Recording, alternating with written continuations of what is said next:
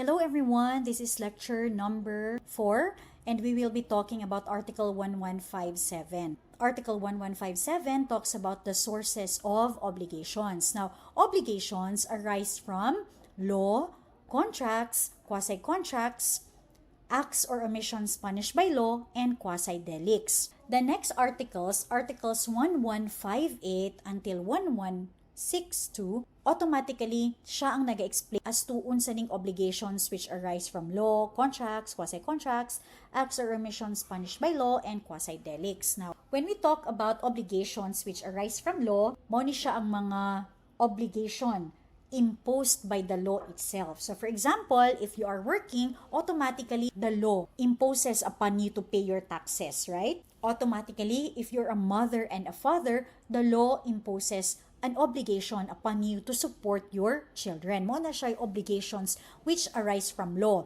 Na kay obligation tungod kay ang law mismo ang nag-ingon nga mao kana imong obligasyon. Now let us go to obligations which arise from contracts. Unsa man ni siya? Mao ni siya ang law which arise from the stipulation of the party. So for example, nagrenta ka og balay, therefore you enter into a contract of lease. Ang imong obligation dapat nakastipulate diha sa imong contract of lease. Now, what is quasi-contract? So, para sa inyo mo ni ang medyo bago nga concept, no? So, what is a quasi-contract?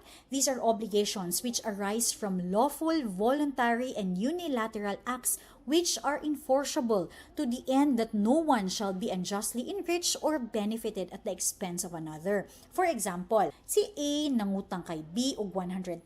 Ang promise ni A is bayaran niya si B after 5 months. Now, after 5 months, ang gibayaran ni A kay si C na mali siya og bayad.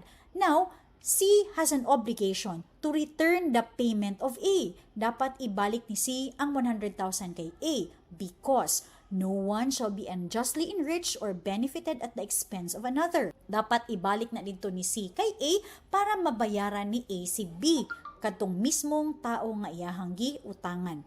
That is quasi-contract. It is the obligation to return the money paid by mistake or which is not due.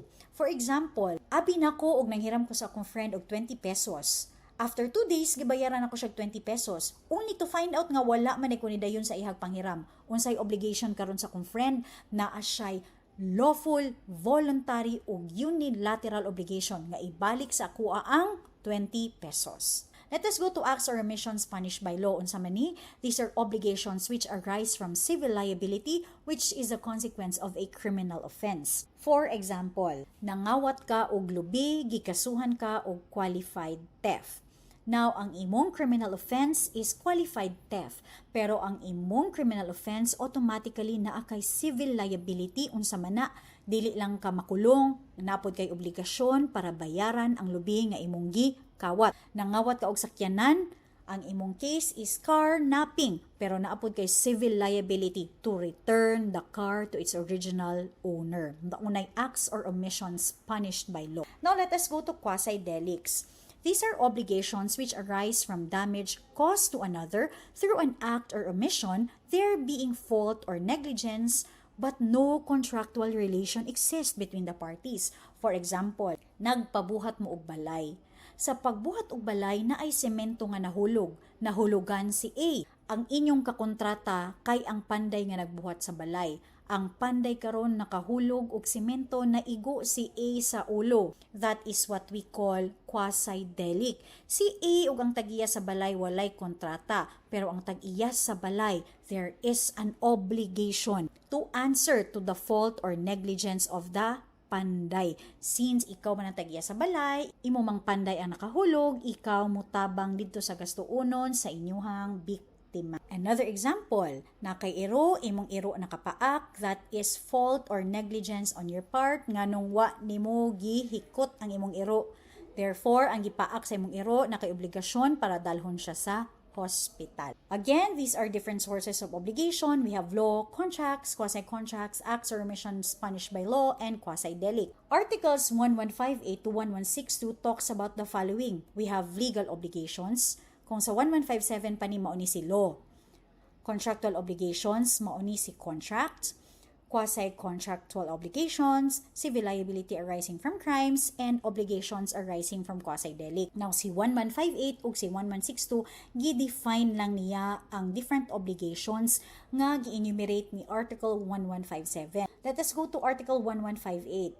Obligations derived from law are not presumed. Only those expressly determined in this code or in special laws are demandable and shall be regulated by the precepts of the law which establishes them and as what has not been foreseen by the provisions of this book. For example, mo ni siya itong ginatawag ng legal obligations. Now, makademand lang kaani kung ang law mismo niingon nga pwede nimo na ma-demand because these are legal obligations. Kining mga legal obligations, mao ni siya ang mga obligasyon nga naka-inculcate sa atuang code. Article 1159 talks about contractual obligations. Obligations arising from contracts have the force of law between the contracting parties. So kung si A ug si B nagsabot mo na ginatawag nato nga private law, it is enforceable between parties and it must be complied with in good faith. Let us go to Article 1160. Ang yan ang giingon ani kay ang quasi-contract, makit-ani mo dito sa provision sa Chapter 1,